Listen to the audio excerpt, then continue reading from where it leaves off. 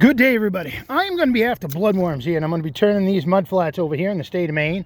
Show you what these worms look like, what I'm after. That's your bloodworms right there. These are excellent fishing bait. I come out here around time of low tide and harvest these. Just want to show you the process I go through to dig these. Basically just turning this mud flats over. This here is kind of a sandy mud. That right there is actually a different type of worm. Right there is called a milky ribbon worm. I'm after bloodworms. See if I can find a bloodworm and show you what it looks like. Another milky ribbon worm. There's a bloodworm right there. That is your bloodworm. There we go. That is what we're after this morning. Right there. Look. Look at the head on that worm right there. It's called a proboscis. I've actually got 4 fangs that come out of that head right there. I always tell people to handle these carefully. I use them once in a while myself for striped bass fishing. But look at that. Look at that come out. That is something else. People use them for flounder and fluke, whiting, sheep's head, spot, croaker. There's another bloodworm right there.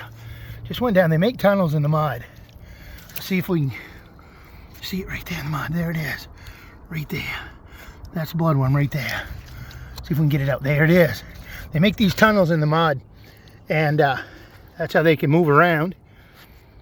A pretty cool creature, though. There it is. Right there. That is it. So I come out here and I harvest these, like I said, around the time of low tide. I make what they call strips in the mud right there.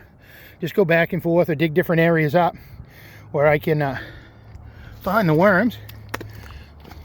And I just keep going. See what I can find. See if we can find us another one. This mud here is a little more sandy than some spots. See, there's some sand mixed in there. You can see that. This right here is my tool that I use. It's called a bloodworm hoe. Just basically hitting the mud and turning it over. What it amounts to. See if we can find us another one. There it is right there. There's a beauty. That's a nice worm right there. See if we can get that out. There we go. There it is right there. That's a nice one. Nice sized bloodworm right there. Let me rinse that off. That's a beauty worm.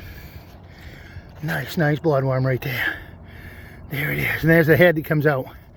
Right there. That's what you need to be careful for. Be careful of, I mean. That's what can definitely bite. Check that out, though.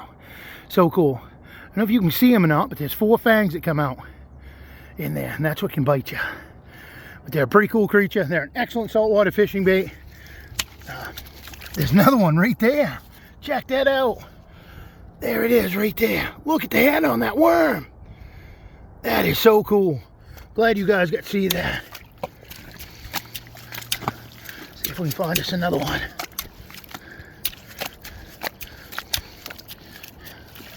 Oop. Missed that one. There's one right there. There we go. That is pretty cool. Look at that. So I keep digging through this mud and go from area to area in the cove, basically, and try to dig it up. There's some of what I dug the other day there, right there. You can see I'm going to dig some of this here and just keep turning the mud over and seeing what I can find. Another one right here. Let's see if we can get it. There we go, right there. And you can see some of the holes as I pan along here that worms make. You can see some holes there.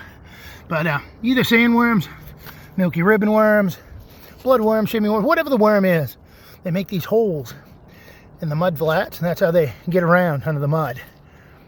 Check that out, though.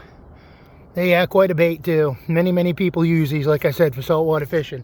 They're excellent bait, but places vary. Some places is deeper mud than this. This here, like I said, has got a lot of sand in it.